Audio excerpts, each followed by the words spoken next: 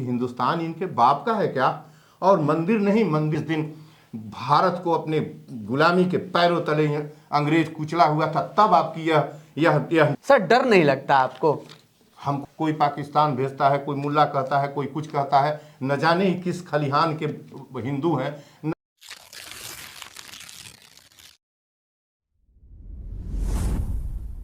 बड़े बूढ़े एक कहावत कहा करते थे कि सत्य की हमेशा जीत होती है और झूठ की हमेशा हार होती है। उसी तरीके से सुप्रीम कोर्ट ने जो लोअर कोर्ट यानी जो जिले के जो कोर्ट होते थे, वो लगातार इस बीच आदेश देते जा रहे थे कि मस्जिदों के नीचे मंदिर ढूंढो, इस तरीके का अभियान चला रहे थे। तो इनकी सारी चीज़ों पे सुप्रीम कोर्ट ने पानी फेरते हुए जवाब दे दिया कि जब तक हमारा आदेश नहीं आएगा तब तक आप लोग ऐसा नहीं करेंगे। इसको लेकर हमारे साथ पूर्वांचल गांधी डॉक्टर संपूर्णानंद मल जी हैं। लगातार आपको वीडियो नजर आती है क्योंकि बहुत बेहतरीन अच्छे जानकार हैं और सभी मुद्दे पे बोलते हैं खुल के। स्वागत है आपका। वेलकम। आप तो खुश हो गए होंगे क्योंकि जीत हुई है। बिल्कुल खुश हूँ मैं तो मेरी आत्मा रो रही थी कि मुसलमानों के साथ किस तरह का जुर्म। आप मस्जिद के नीचे मंदिर तलाश रहे थे और तलाशते तलाशते उनकी कब्र के नीचे, उस महान संत के कब्र के नीचे आप जाके लगे मस्जिद तलाशने, मंदिर तलाशने। आपको जरा सा शर्म, हया, लज्जा, कष्ट जितना भी कहा जाए, और क्या बर्बरता का क्या अपना रखा था आपने? क्या इस्लाम पंथी आदमी नहीं है? और आप तलाशेंगे क्यों तलाशेंगे मस्जिद मंदिर के नीचे? और जब तक वर्शिप जो places of worship act, prevention act 1991 है, जिसमें यह व्यवस्था है कि 1947 के पहले की मंदिर मस्जिदों को यथावत रखा जाएगा। उसमें उसके बाद में जो बनी मस्जिदों मंदिरों के ऊपर वो साइलेंट है कानून। आप जो है पुरानी 2 साल 4 साल 500 साल 12वीं 13वीं सदी की 1200 कुछ में बनी वो मस्जिद इल्तुतमिश के समय की वो कब्रिस्तान था उनका। आप क्या करने गए थे वहाँ? संभल में क्या करने गए थे? काबुली मस्जिद में, शाही काबुली मस्जिद के ऊपर क्या करने गए थे? आप कभी जामा मस्जिद खुदाई की बात कर रहे हैं, तो ताज की खुदाई की बात कर रहे हैं। ये नफरती कहाँ से लाए हुए हैं? ये नफरती कौन सा इतिहास पढ़े हैं? किस खंडहर किस किताब से पढ़े हुए हैं कि इनके नीचे मंदिर है और उस थोड़ी और नीचे जाइए तो मठ और जो है बिहार निकलेगा? फिर क्या करेंगे ये नफरती? फिर इन नफरतियों से कोई पूछने वाला बचेगा कि हाँ अब बताए अब किस चीज़ की खुदाई इस जमीन के नीचे होगी? यह जो डिसीजन सर्वोच्च न्यायालय ने justice Sanjiv Khanna chief justice और justice Sanjay Kumar, justice K B. Viswanathan की बेंच ने की है, सच में उसने हिंदुस्तान में नफरत को दफन कर दिया। अपने एक निर्णय से इन नफरतियों के सारे नफरत को जमीन में गाड़ दिया। और उन्होंने जो भाषा लिखी है उसको मैं 2 लाइन है पढ़ के सुना देना चाहता हूँ। Chief justice Sanjeev Kumar, justice Sanjay Kumar और जस्टिस के.बी. विश्वनाथन की विशेष पीठ ने आदेश पारित किया कि जैसा कि मामला इस न्यायालय के सामने विचाराधीन है, हम निर्देश देना उचित समझते हैं कि हालांकि मुकदमा दायर किया जा सकता है, लेकिन इस न्यायालय के अगले आदेश तक कोई मुकदमा माने न्यायालय की पीठ पर दर्ज आप जाएंगे भी तो आप करिए, लेकिन मुकदमा न्यायालय की पीठ पर नहीं किया जाएगा, न कार्रवाई की जाएगी। हम यह भी निर्देश पारित करते हैं कि लंबित मुकदमों में अदालतें जो अब तक हैं इस समय सर्वेक्षण के आदेश सहित बड़े प्रभावी अंतरिम आदेश पर अंतिम आदेश पारित नहीं करेंगे। पूरी तरह इनके निर्णय पर पूरी तरह जो कहा जाए कि पानी फेर दिया है सर्वोच्च न्यायालय ने। और नफरती में बहुत गजब का निर्णय, ये निर्णय सच में और पहले आना चाहिए। घृणा की इतनी ज़्यादा घृणा इन लोगों ने, नफरत हिंदू और मुसलमानों के बीच। मैं किस तरह से हिंदुस्तान आज़ाद हुआ है, मैं बार बार कहता हूँ कि एकता न होती तो हिंदुस्तान गुलामी से मुक्त न होता। और ग्रेट वार ऑफ इंडिपेंडेंस जो 1857 का महासमर जो लड़ा जा रहा था मित्रों, उसमें देखिए ना कि इस्लाम पंथियों ने, जिन्हें आप मुसलमान कहते हैं, कैसे तलवार और इनके हथियार लेके अगली पंक्ति में कैसे लड़ रहा था। तब इनके जो मंदिर तलाशने वाले नफरती थे, न जाने कहाँ थे। वही सिख सेना आई हुई थी दिल्ली में, फिलिप ने बुलाया था, और इलाहाबाद में सप्रेस करने के लिए फिर वही सिख सेना आई हुई थी, किले में रुकी थी जब लियाकत अली तलवार बजा रहा था। मेरठ में और जो है बरेली में बख्त खां लड़ रहा था, दिल्ली में बहादुर शाह लड़ रहा था, 84 साल का आदमी, और वो तलवार चलाने लायक नहीं था। उसके तीनों बच्चों को अंग्रेजों ने चुनवा दिया उसी किले के अंदर। कानपुर में नाना साहब का जो सिपह सालार था जिमुल्ला शाह, लंदन में इनके पेंशन के लिए वार्ता विक्टोरिया से कर रहा था। झांसी में रानी झांसी का बहान तोपची गौसका की तोपें गरज रही थी। लखनऊ में रानी बेगम की तलवार चल रही थी। फैजाबाद में मौलवी अहमदुल्ला लड़ रहा था। लेकिन इनके पीछे सभी हिंदूज और छोटे जमींदार, काश्तकार, किसान डंडे भाले के साथ लगे थे। और पहली बार अंग्रेजों ने एनफील्ड का उपयोग, एनफील्ड अंग्रेजी एक प्लेस है ब्रिटेन का जहां की बनी राइफल, 1857 में पहली बार राइफल का इस्तेमाल अंग्रेजों ने किया था। उन राइफलों के सामने मोहम्मडन्स की सेना जगह जगह लड़ रही थी। हिंदुस्तान इनके बाप का है क्या? और मंदिर नहीं, मंदिर के मस्जिद के नीचे, पूरे देश के अंदर मस्जिद के नीचे मंदिर हो तो क्या आप खुदाई कराएंगे?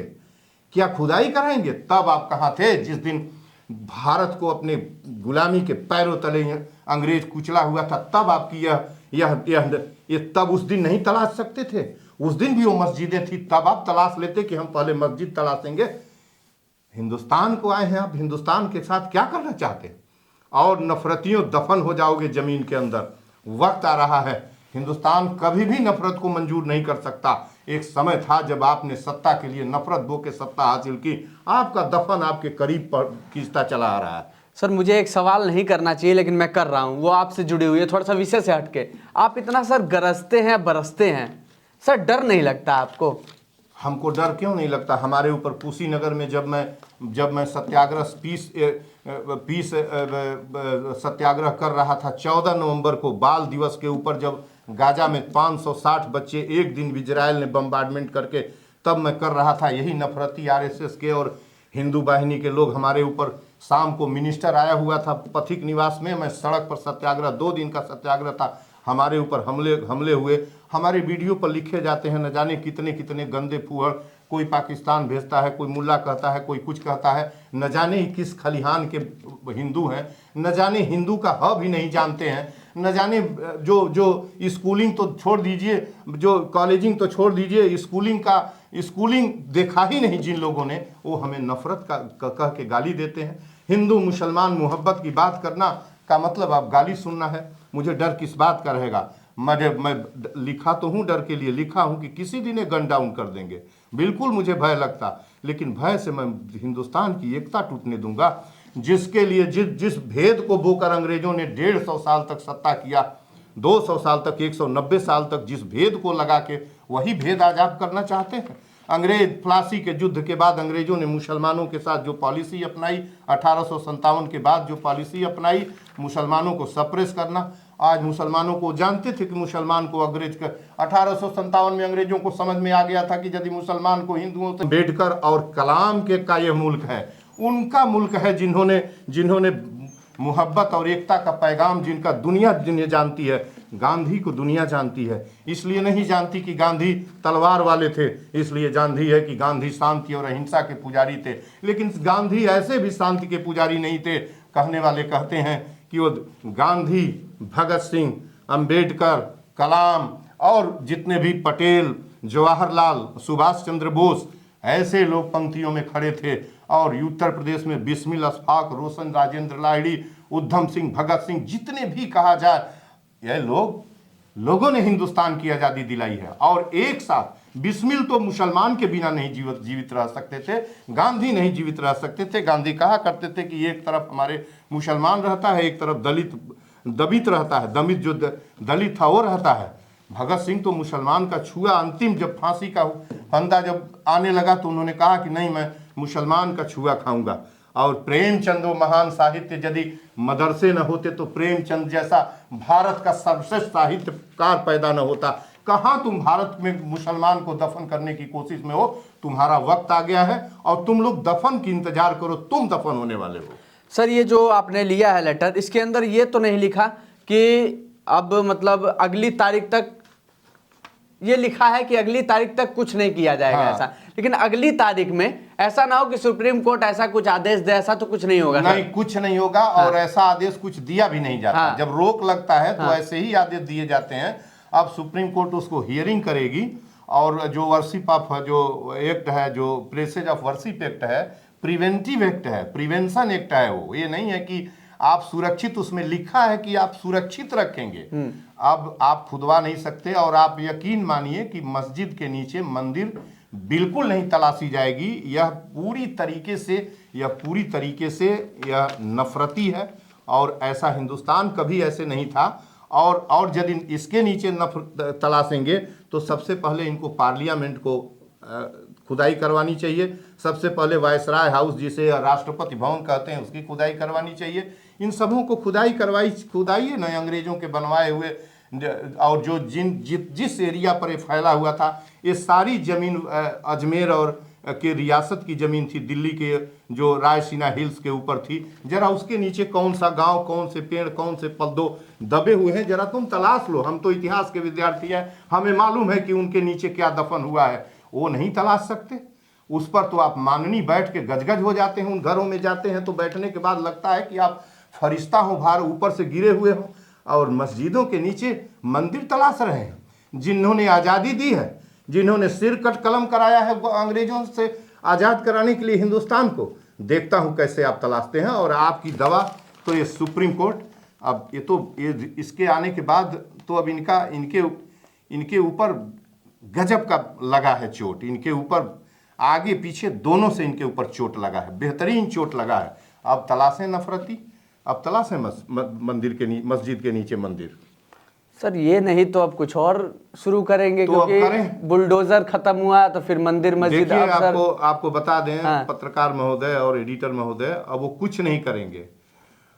वेट करिए अगले चुनाव का। दफन होंगे, दफन, नफरत दफन हो जाएगा। अब इनके दफन का समय आ रहा है। आप जहां कह रहे हैं कि इसके बाद एक और, कहाँ आप लोग भ्रमित हो रहे हैं। इनके दफन होने का वक्त आ गया है। पूरी तरह दफन हो जाएंगे, सत्ता से दफन होंगे। और न जाने लोग इनको किस दृष्टि से देखेंगे, नफरत की दृष्टि से देखना चालू करेंगे। तब ये मुंह दिखाने लायक नहीं रहेंगे। ये देश जो है, ये देश लगता है, ये देश जब कलाम का नाम लेता है तो उसकी आसमान में उसकी इज्जत और अहमियत चली जाती है। उस महान वैज्ञानिक ने, जो इस देश का प्रेसिडेंट था और जिसने भारत को चीज़ दिया है, अटल जी के साथ खड़ा होकर 97-98 में जब पोखरण में काम चल रहा था, 98 था शायद वो, जब उस समय वैज्ञानिक की हैसियत से खड़े थे APJ अब्दुल कलाम। हिंदुस्तान नहीं दुनिया देखा किस तरह से। अमेरिका बहुत नाराज हुआ था, लेकिन बता दिया कि हाँ वैज्ञानिक ताकत कितनी है।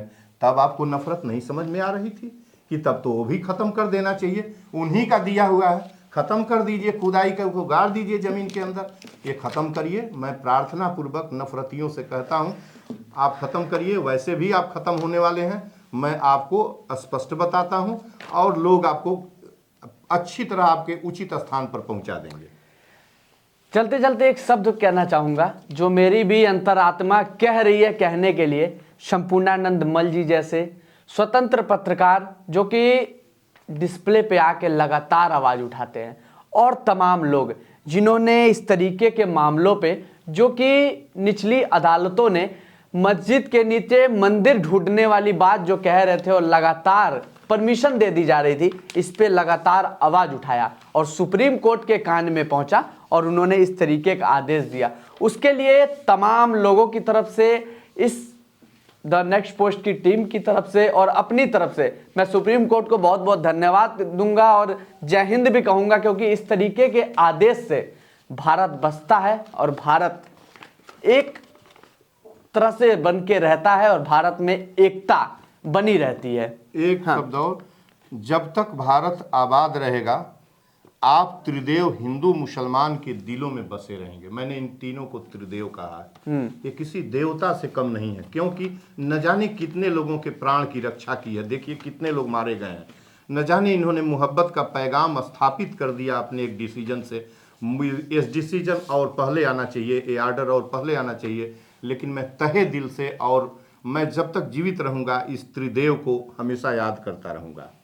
चलिए, बाकी आपकी क्या राय है हमें कमेंट सेक्शन में जरूर बताइएगा। और जाते जाते एक शब्द कहूंगा कि अगर आपको भी लगता है कि कुछ ऐसे मुद्दे नहीं उठ रहे हैं जिनको उठाने की बहुत आवश्यकता है, तो हमें वो भी कमेंट सेक्शन में जरूर बताइएगा। बाकी इस मुद्दे पे बात करने के लिए और लगातार सत्ता के आंखों में बैठ के सवाल करने वाले संपूर्णानंद मल जी को मेरा बहुत बहुत धन्यवाद है। बाकी आप क्या सोच रहे हैं कमेंट सेक्शन में जरूर बताइएगा। नमस्ते, मैं अश्विनी श्रीवास्तव, आप देख रहे हैं द नेक्स्ट पोस्ट।